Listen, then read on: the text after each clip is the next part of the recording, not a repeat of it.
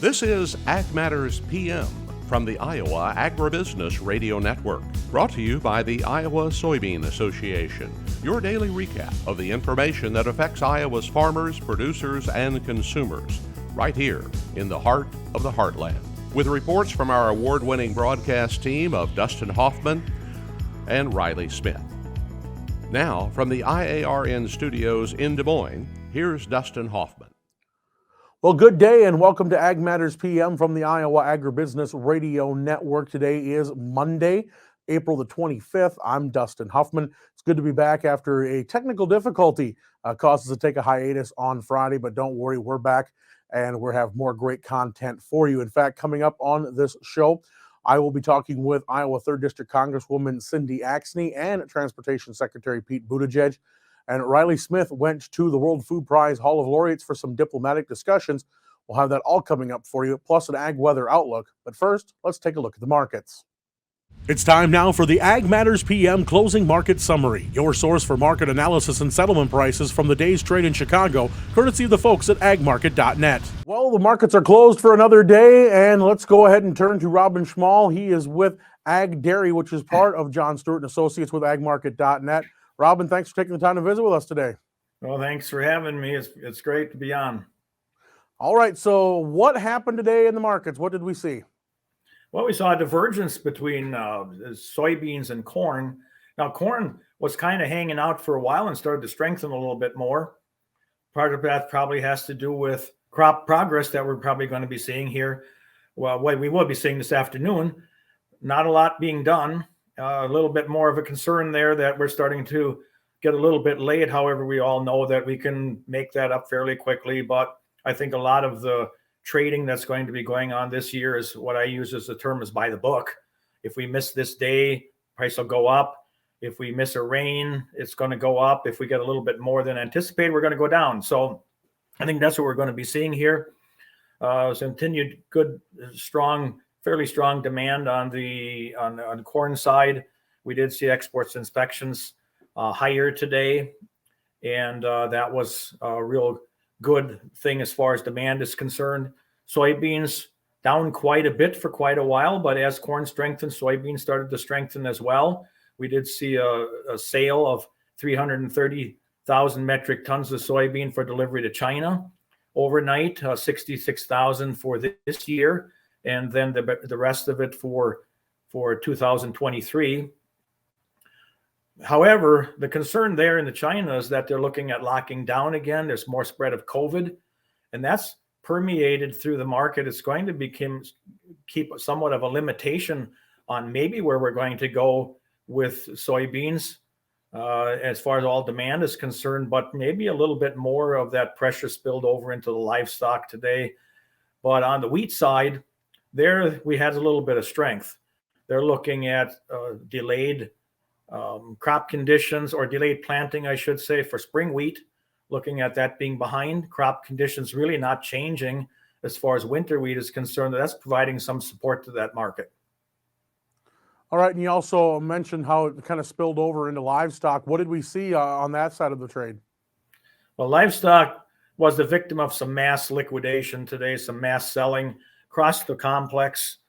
We did see a bearish cattle on feed report, which that really set the stage for today, looking at the placement number quite a bit higher than what the trade expected. There's been some controversy over how accurate those numbers are based on the expectations that were there. So there's been some thinking that those numbers are wrong. However, I look at it from the standpoint, there's two sides to that coin. Maybe they were just a little bit estimating or underestimating, I should say, what the placements would be. However, we did gap lower on both feeder cattle and live cattle. Now those gaps potentially will be closed, but it set the stage, the cattle on feed report, and then possibly a little bit lower demand. Now, we did see show lists distributed today, a little higher in Texas, a little lower in Kansas, Nebraska. Feedlots would like to capitalize on what we've seen the last 2 weeks with higher cash, significantly higher cash, especially in the northern trade. So they'd like to capitalize on that, but with the futures being hit like they are in the cattle on feed report, that may be a difficult item to accomplish. So, Robin, that covers the beef side of things. What happened in pork and what went on dairy today? Well, let me first go on to the hogs before we go on to the dairy. The hogs, they're under most of the pressure today. Traders need to see more confirmation of better cash, better cutouts, and that hasn't been happening. So they got hit a lot harder today, and that's where the lockdown in COVID for China may be having a little more influence. Is how is our demand going to be? That could be continuation to China as far as pork is concerned. Now, that's been a little bit haphazard lately, but this kind of puts maybe a little bit of damper on that. So they got hit hard, didn't leave chart gaps, but still got hit hard, taking away a lot of the gain of last week. Now, moving over into dairy, dairy is struggling a little bit. It gets above $25 on class 3, settles back. We did see unchanged cheese prices today. There was some anticipation they would be going higher. Butter is a little bit more of a concern. That has been trending lower. Today it moved to the lowest level it's been since February 8th. And there's a little more pressure on that market. They've been buying a lot out farther. So that might be laying up some of those stores for later in the year when they don't have to be quite so excited. Now, back on last week with the milk production report, we saw cow numbers actually increase 15,000 head from the previous month. That was pretty dramatic, not expected. We might be seeing a change there where farmers are going to start adding cows. Milk production still below last year, but adding cows and increased production per cow might be setting the stage for some sideways trade for a period of time until we start seeing a little better idea about demand. All right. And so if producers out there want to talk marketing strategies, look at how they can take advantage of the situation we're in right now, how do they get in touch? They can call me at 877-256-3253, or they can go to agmarket.net. Phone numbers on there, emails are on there. They can contact us through there. All right. Well, Robin, we thank you for the insight as always and look forward to talking to you again real soon. All right. Thank you, Dustin. That again was Robin Schmahl of AgDairy, which is with John Stewart and Associates with agmarket.net. Let's go ahead and take a look at those closing numbers brought to you by the folks at Bar Chart. At the close, July corn was up 9 at $7.98 even. December up 9.5 at $7.34 even. July beans down 12 3/4 at $16.75 1/4. November down 11 at $14.94 1/4. July meal was down $6.50 at $4.45.60. Soy oil down 43 cents at $80.08. Chicago wheat for July down 2 3/4 at $10.72 1/2. Minneapolis up 14 3/4 at $11.77 1/2. Kansas wheat is up 3.5 at $11.53 even. Oats down 4 1/4 at $7.14 1/4. Taking a look at the livestock side, June live cattle down $3 at $135.42. Feeder cattle for May down $2.57 at $161.30. Lean hogs for June down $4.75 at $114.02. Pork cutouts $3.97 lower at $120.87. And Class 3 milk for April unchanged at $24.32. And that's been a check of your ag market recap. We're going to take a quick break and hear from our sponsor, the Iowa Soybean Association and the Soy Checkoff. When we come back, we'll be hearing from Iowa 3rd District Congresswoman Cindy Axne and Secretary of Transportation Pete Buttigieg. That's coming up here. This is Ag Matters PM. Iowa Soybean Association is driven to deliver for Iowa's 40,000 soybean farmers. We're proud to provide objective agronomic research, a helping hand with soil and water stewardship, and timely industry news powered by the Soybean Checkoff. Learn more at iasoybeans.com. Welcome back to AMPM from the Iowa Agribusiness Radio Network. I'm Dustin Huffman. Well, whether it's been roads, rails, bridges, internet, or whatever, rural infrastructure has been needing an upgrade for quite some time. In fact, this has been a topic over the last several presidential administrations. There's no debate that upgrades have been needed, and of course, we had an infrastructure bill, and that went mostly along party lines. For as much criticism as there was from the opponents to the bill, there's sure been a lot of enjoyment of the benefits. Be that as it may, we're still investing money into rural infrastructure, and Iowa 3rd District Congresswoman Cindy Axne and Transportation Secretary Pete Buttigieg held a virtual news conference last week to talk about the benefits Iowa has already gotten and what Iowa can look forward to in the future. Axne talked about how the benefits from this legislation are already paying off, including the structural repairs of some bridges and some much-needed upgrades to the Des Moines airport, which will be coming soon. All told, this law includes more than 375 programs that rural communities across the 3rd District are eligible for, and it's expected to invest more than $5 billion in Iowa. Our rural areas are going to benefit tremendously from this, and that's why I'm so excited about this law. It will provide help to repair those 4,500 bridges that are in deep repair. They're actually classified as structurally deficient. And it means that people can get to work safely, and it certainly means that our farm to market roads and bridges are much safer and we can move products to and from. And as the Secretary mentioned, the bipartisan infrastructure law will help our airports, which I'm in quite often, and I certainly know that we need to make sure we're expanding that. I'm particularly excited to see that the investments in Iowa will help replace a terminal at the Des Moines airport. We have been long overdue for that because it was built 70 years ago. We have carriers who want to come in, but they can't because we don't have the space. This will change opportunity for Iowa, and this is great news. And these are the types of projects that we've been waiting for. So I'm so thrilled to have you here so that we can answer questions to the press about exactly how this will help our state. But I can tell you right from the get-go, it's a positive outcome, and I'm looking forward to seeing all those returns.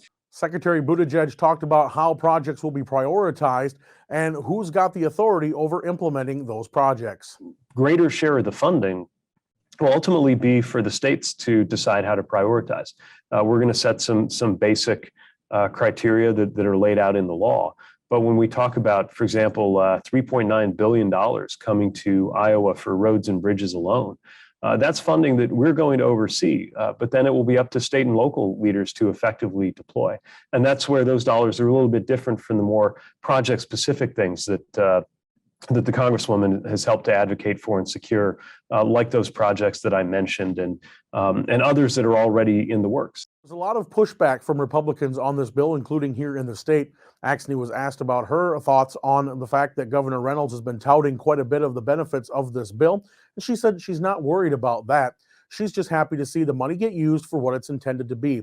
The problem she's been having is those who were against it, voted against it, and are taking credit for its implementation. Well, always the first thing that goes through my mind is I'm just grateful that we have it here, and I'm grateful to see the money going out the door to actually make these investments.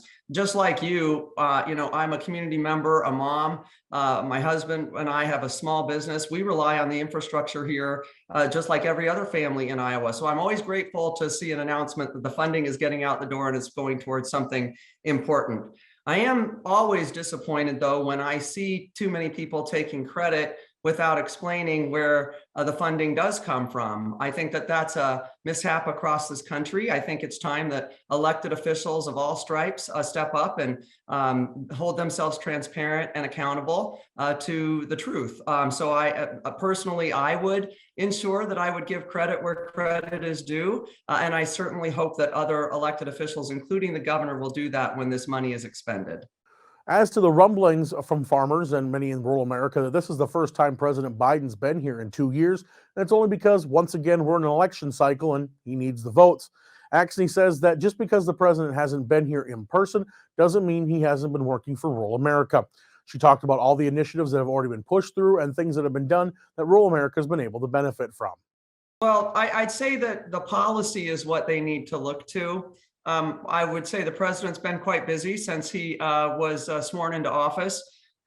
We obviously have had a difficult couple of years, and the policy is where the rubber hits the road. Between the announcement of the E15 year-round, whether it was relief for farmers in our COVID bills, support for our rural communities through advanced rescue plan funding, all of these really help farmers in the long run, because it's going back to the pockets of the people in rural communities. And so I'd say, unfortunately, this was the first time we were able to get the president on the ground here in Iowa since the election, but it doesn't mean that we were forgotten. As he told all of you earlier, he said there's no, no fence high enough to keep me out of the White House. The president has always been listening to the concerns of the people here in Iowa. It is why we were able to get this E15 bill through. And you and I have certainly talked about how important that is for our state. So they're listening. The president is on our farmers' side. And in addition to doing things like the E15 announcement, I'm continuing to work with, and of course, Senator Grassley on the Senate side, cattle market transparency that we're already, having conversations with the administration. There is a lot that's going on that we're having conversations about that we hope to see made into law at some point. And I will always say, just because he can't be here doesn't mean he doesn't care. He absolutely does. The rubber hits the road when the policy's on paper. We have more on our website at iowaagnet.com. Now let's take a look at the ag weather forecast. We definitely got some much needed rain over the weekend, even though it means it's going to slow the planting of the 2022 crops just a little bit more. We definitely needed that moisture in the ground. But now what does it mean over the next couple of days? Are we going to see some of that warm and dry weather continue, or are we going to see the rain come back? We'll look at what the National Weather Service has in store for us over the next 24 hours. Well, we saw a lot of clouds across the state here to start out the day. The sun did start to break through, but it was still pretty breezy, and we saw highs right around the mid-40s to the mid-50s. Now tonight, look for the clouds to push off, and we'll see freezing conditions. In fact, much of the state under a freeze warning, and we'll see lows from about 26 to 31. And then tomorrow, the sun's going to return, and those clouds will push away, and we'll see sunny skies and highs closer to normal for this time of year, mid-50s to the low 70s. And looking at the affiliate weather map for tomorrow, as you can see, expecting mostly sunny skies across the state. Highs will be in the low 60s in the central and northwestern parts of the state, mid-50s in the northeast and east central, and we'll see a range of anywhere from the upper 50s to the upper 60s, maybe even 70 in the southern tier counties here in Iowa. For more detailed forecasts, tune to your local Iowa Agribusiness Radio Network affiliate.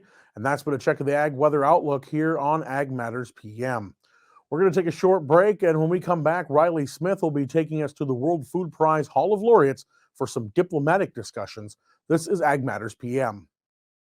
As we approach planting season, make sure you stay safe and share the road with your local farmers. Slow-moving tractors with large planters occupy a lot of space on the road, so stay patient and follow at a distance of around 50 feet. You should never, ever try to pass them at a bridge, intersection, hill, or curve.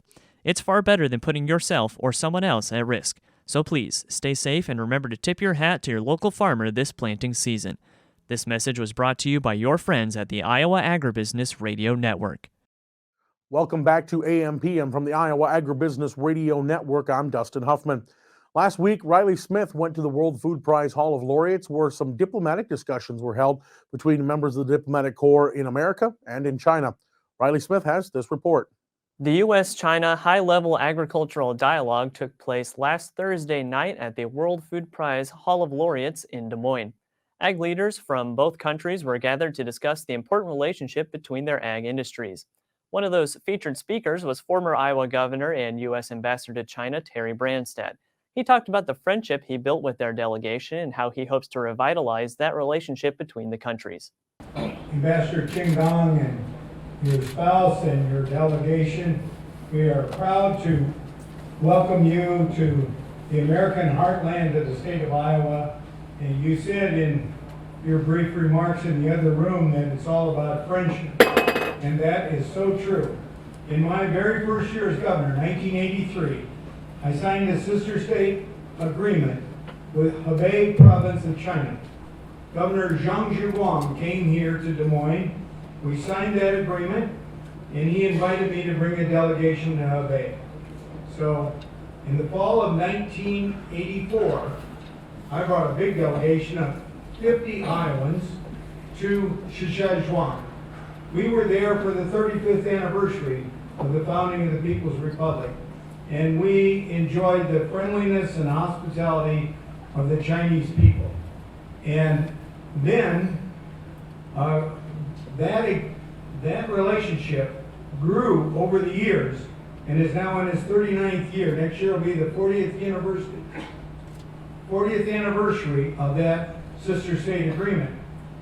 So then, in the spring of 1985, the next year, a delegation of 5 young men led by a county level party secretary named Xi Jinping came to Iowa. Well, we wanted to treat them as well as we've been treated in Hebei. So we went all out.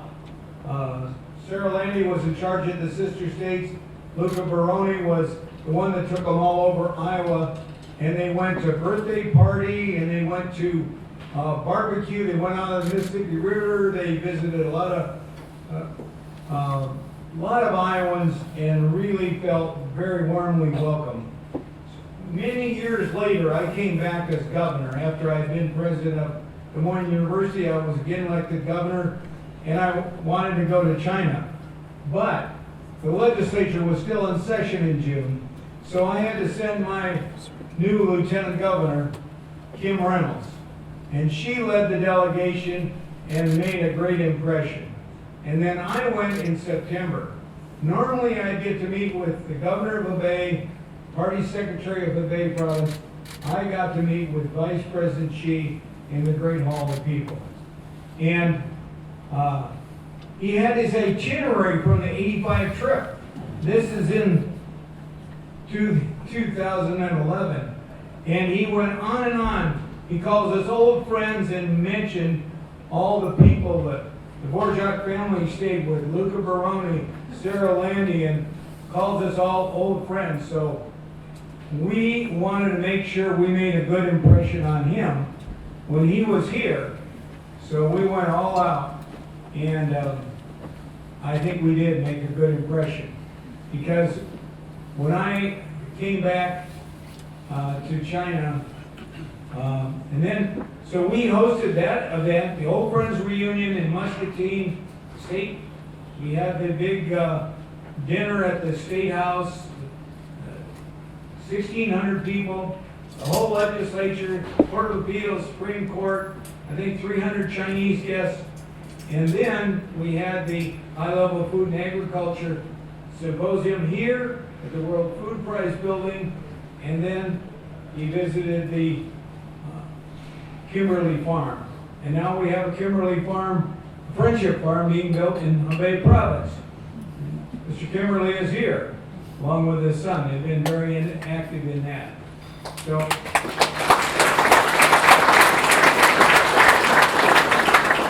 this relationship has really grown.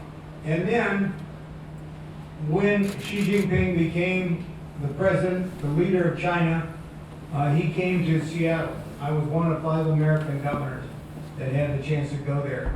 And we went in the archives and found a picture of him and his delegation with me behind my desk, April 29th of 1985. I autographed it and gave it to him, and then I said, now, would you autograph one for me? And he did.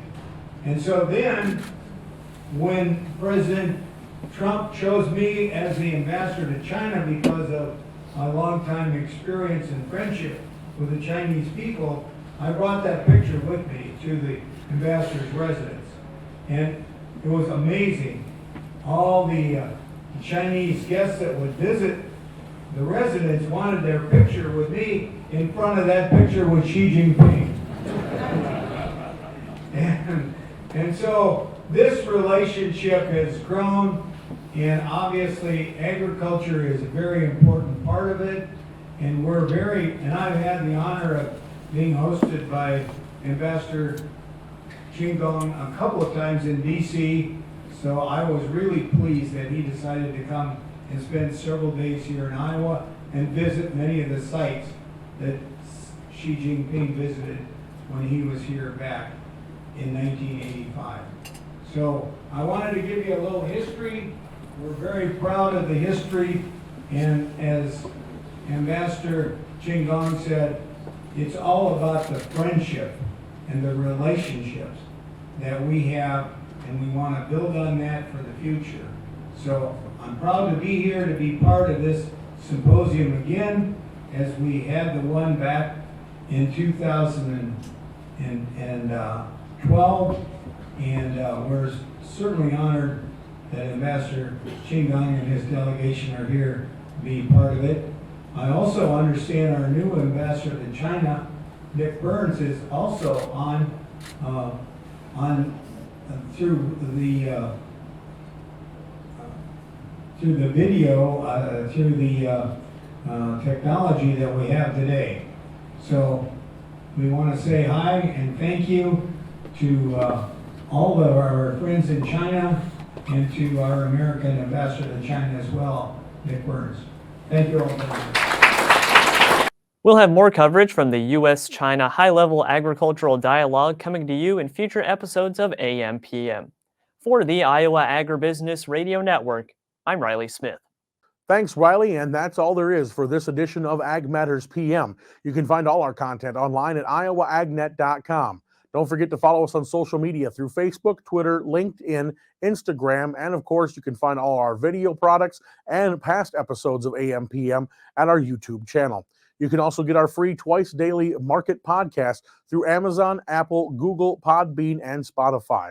From the IARN studios in Des Moines, I'm Dustin Huffman. For Riley Smith, we thank you for watching. This has been Ag Matters PM.